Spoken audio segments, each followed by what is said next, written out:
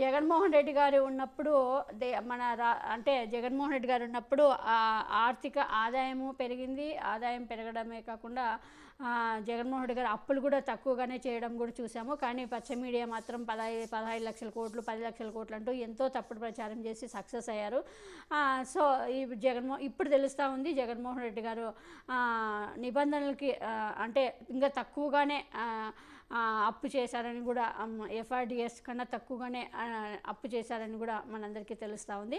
ఇప్పుడు జగన్మోహన్ రెడ్డి గారు ఉన్నప్పుడు ఆదాయం పెరిగింది. ఇప్పుడు చంద్రబాబు నాయుడు కూటమి ప్రభుత్వం వచ్చిన తర్వాత నేను సంపద సృష్టించి నేను జనాలకి గించేస్తాని అసలు మాయమాటలు అంటే ఇంకా అసలు ఎంత మాయమాటలు చెప్పారో చూసామో ఆ మాయమాటలు కూడా అందరూ నమ్మేశారు.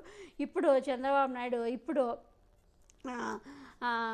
ఈ చూస్తే ఈ నెల దేశవ్యాప్తంగా జిఎస్టీ 8% శాతం పెరిగితే మన ఏపీలో మాత్రము జిఎస్టీ 6% శాతం తగ్గింది. ఇంకా అంటే జగన్మోహన్ రెడ్డి గారు ఏదైతే లాస్ట్ ఇయర్లో ఉందో ఆ ఇయర్తో పోల్చుకుంటే ఆ నెలతో పోల్చుకుంటే ఆ నెలతో పోల్చుకుంటే ఈ సంవత్సరంలో ఈ నెలలో జిఎస్టీ తగ్గిందని చెప్పుకోవాలి. 6% తగ్గింది. అన్ని రాష్ట్రాల్లో పెరిగితే మన ఆంధ్రప్రదేశ్లో మాత్రం అది విజనరీ అధికారంలోకి వచ్చిన తర్వాత ఆదాయం పెరిగిపోయింది. ఎందుకంటే జగన్మోహన్ రెడ్డి గారు అధికారంలో ఉన్నప్పుడు ప్రజలకి పథకాలు రూపంలో డబ్బులు ఇచ్చేవాడు. ఆ డబ్బులు మళ్ళీ తిరిగి జనాలు ఏదో ఒకటి కొనేవాళ్ళు. దాంతో జిఎస్టీ వచ్చేది, ప్రభుత్వానికి ఆదాయం వచ్చేది. కానీ ఇప్పుడు చంద్రబాబు నాయుడు ప్రజలకి ఏ డబ్బు ఏ పథకాల రూపంలో ఒక్క పైసా కూడా ఇవ్వడం లేదు. కాబట్టి ప్రజలు కూడా ఏమి కొనడం మానేశారు. నిత్యావసర సరుకులు పెరిగిపోయాయి, విపరీతంగా పెరిగిపోయాయి. ఏమి కొనాలన్నా జనాలు ఇప్పుడు ప్రజలు కొనడం లేదు, ముందుకు రావడం లేదు. కాబట్టి ఆదాయం కూడా పెరిగిపోయింది.